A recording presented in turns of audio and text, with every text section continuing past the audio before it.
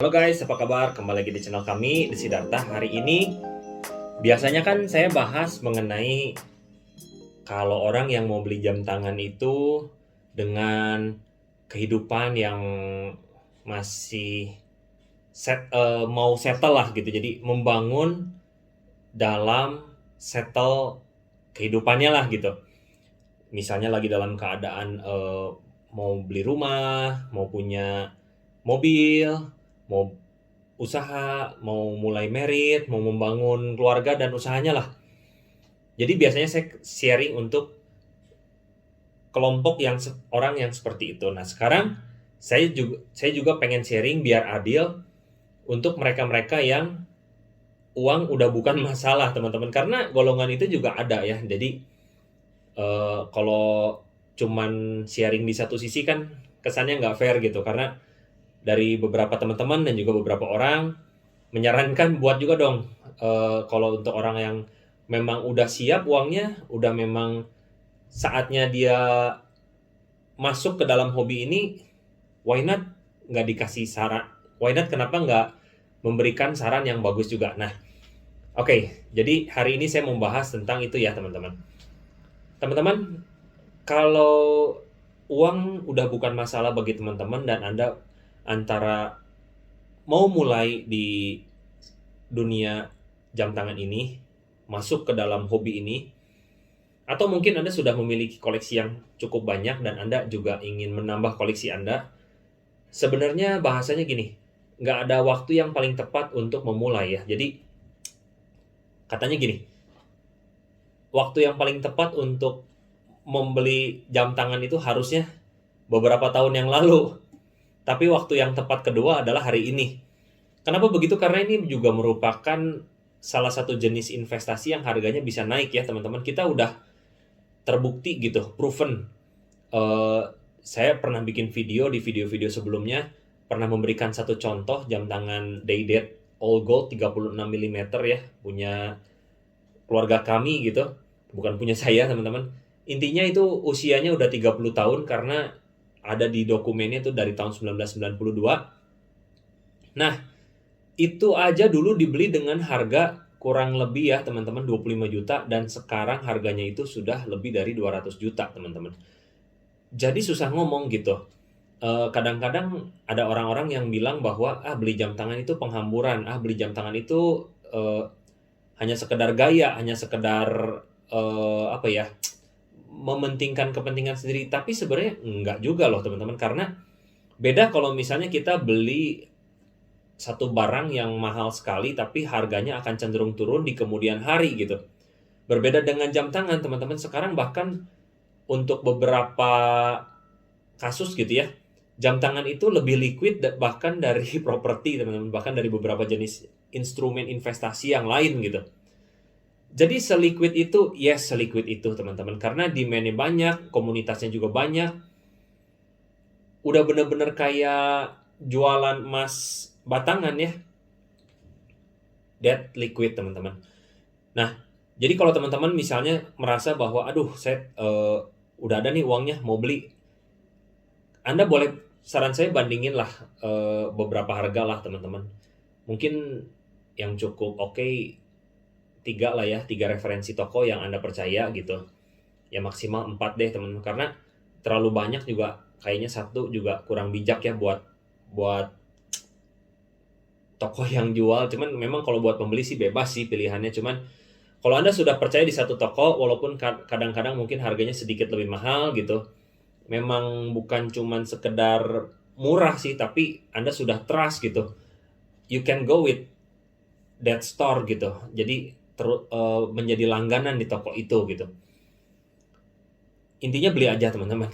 Karena kita nggak tahu di kemudian hari bisa jadi Anda menunda dan menunda, harganya udah naik lagi, harganya udah naik lagi. Betul, yang naik pasti ada turun, yang turun pasti ada naik, tapi berdasarkan pengalaman saya yang selama ini ya gitu, mengikuti perkembangan harga di jam tangan luxury gitu, terutama di merek-merek seperti Rolex, AP, dan Patek, kalaupun koreksi itu bukan koreksi yang selama bertahun-tahun, paling hanya hitungan bulan sih teman-teman. Pernah sih waktu pas lagi pandemi crash itu kan, harganya turun dulu ya. Saya ingat banget pertama kali Jam Bad Girl ya, Jam Bad Girl pertama kali dirilis banget, pertama kali muncul lah pokoknya. 2000 berapa ya, 2019 gitu ya. Itu tuh hype-nya para reseller bisa menjual sampai dengan harga tertinggi 280 juta ya.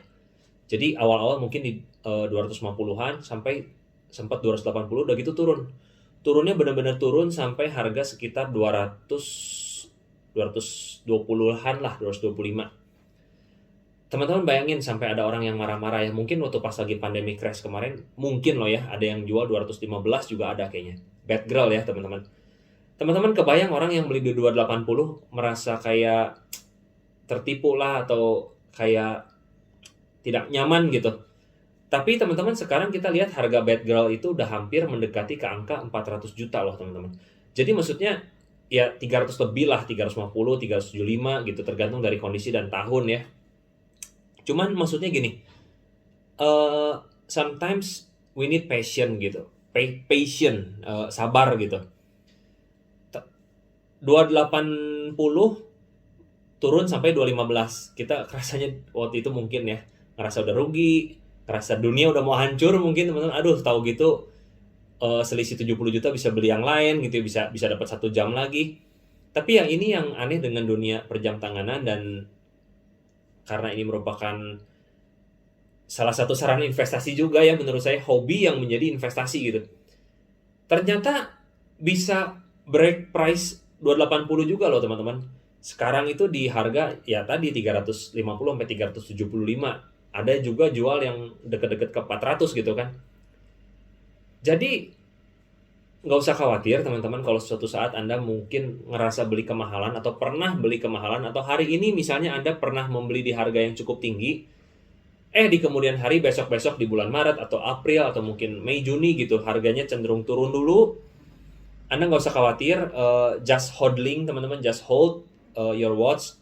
Karena kalau memang Anda benar-benar watch antusias, Anda membeli juga untuk jangka panjang ya, bukan untuk sekedar dijual beli. Kalau gitu mah jadi pedagang aja ya, jual beli jam apa jadi pedagang aja. Anda bukan cari kolektor gitu. Jadi bukan menjadi kolektor, tapi lebih ke menjadi pedagang jam. Nah, itu kan sesuatu hal yang berbeda. Tapi kalau Anda koleksi, kalau Anda memang suka, Anda hobi gitu, ya hold aja teman-teman, nggak masalah kok. Jadi saran saya untuk mereka yang uang udah bukan masalah, teman-teman, Anda lihat mungkin di harga ketika ada koreksi sedikit, Anda beli aja teman-teman.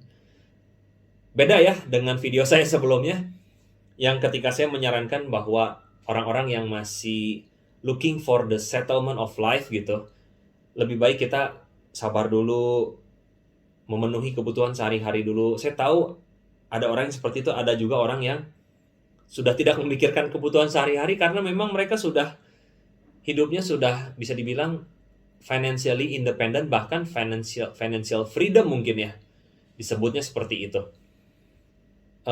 Itu aja sih teman-teman. Cuman saran dari saya ketika Anda membeli jam favorit Anda, kalau saya cenderung tipe orang yang bukan cuman membeli untuk suka modelnya doang, tapi membeli jelas model harus suka, tapi harus pas juga di tangan gitu. Seperti saya yang tangannya kecil, saya nggak terlalu cocok pakai jam tangan yang di atas 40 mm diameter ya. Juga yang lak-to-laknya di atas 48 mm. Juga saya juga kurang cocok yang ketebalan jamnya itu di atas, kurang lebih di atas 14 mm. Jadi Anda coba cek dulu teman-teman, jangan langsung beli. Kan sekarang dunia digital ya. Dunia digital itu seakan-akan ada gambar tangan orang sama jam tangan, bagus banget, modelnya Anda suka, Anda langsung pull the trigger. Janganlah teman-teman. Ini kan barang yang bukan murah ya. Ini barang bisa ratusan, bisa miliaran, ratusan juta bisa miliaran. Lebih baik Anda memang datang ke sana, Anda coba teman-teman, Anda cek dulu di tangan Anda pas nggak. Mungkin jauh di belakang video saya ada saran tentang mengecek ukuran ya. Jadi sebelum Anda membeli jam tangan gitu, saya juga lupa sih yang judulnya apa, tapi saya pernah sharing tentang hal itu. Jangan sampai nanti ketika beli Anda merasa kebesaran atau bahkan Anda merasa kekecilan, jadi udah ngeluarin uang banyak gitu, udah Anda pakai, Anda kok kurang sreg gitu. Jadi ini penting sebelum Anda membeli jam tangan Anda, cek teman-teman ukuran yang pas untuk Anda. Jangan juga karena Anda hype dan udah suka banget, terlihatnya semua jadi buta ya. Maksudnya buta tuh gini loh, jelek juga dibilang bagus, jangan teman-teman. Anda coba cek deh, hangover nggak ke lebar tangan Anda? Terlalu besar nggak Anda? Bahkan Anda boleh juga sih minta pendapat beberapa teman atau mungkin pasangan hidup Anda gitu ya, atau keluarga Anda. Kira-kira cocok nggak di tangan Anda? Cocok nggak dengan penampilan Anda? Bagus nggak gitu? Kayak saya pernah cek gitu ya di AP gitu. AP yang 41 mm saya nggak cocok teman-teman, karena AP itu integrated bracelet. Jadi dia besar gitu. Kalau pakai di tangan saya dia terlalu besar. Saya cocok dengan AP yang 37 sampai 38 mm itu cocok teman-teman. Walaupun mungkin 37 mm seakan-akan kalau untuk AP antusias itu untuk perempuan ya. Tapi karena daripada saya ngerasa kebesaran di 41 mm, lebih baik saya di situ gitu. Dulu saya pikir Rolex 36 mm itu terlalu besar loh teman-teman. Tapi ternyata ketika saya sudah tahu ukuran yang pas buat tangan saya itu ada 36 sampai 40 mm ya untuk Rolex. Jadi 36 mm untuk Oyster Perpetual, untuk Datejust itu merupakan ukuran yang pas juga untuk saya. Dan dari Rolex Sport yang semua model yang ada, saya cuma cocok dengan Rolex Daytona teman-teman. Karena kalau Anda ukur betul-betul, diameternya itu sekitar 38,7 mm lah. Terus lak-tulaknya juga kecil ya. Beda dengan GMT Master dan Submariner. Masih oke di tangan saya, tapi not the best one gitu. Oke, semoga ini menjadi video yang bisa bermanfaat ya. Sampai jumpa di video berikutnya. See you guys.